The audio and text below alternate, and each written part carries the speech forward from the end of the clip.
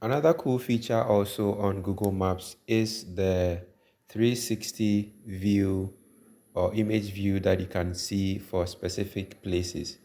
So right now we are still at Accra Mall. Now, when you click on the small box on the left hand side in the middle section, you can actually see a preview of how the place looks like. So this is Accra Mall, and it gives you a 360 view.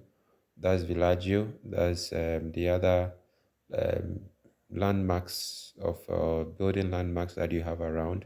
Now, this image is not actually a current image, so it's not live, but it was taken at a certain point in time, maybe in this last year, last 2 years. But it gives you a preview of how the place actually looks like. So for some areas, you can get this view where you can actually move around as if you're actually there and get a preview of how the place looks like. So you can also watch out for this feature if the place you are going to has a 360 view.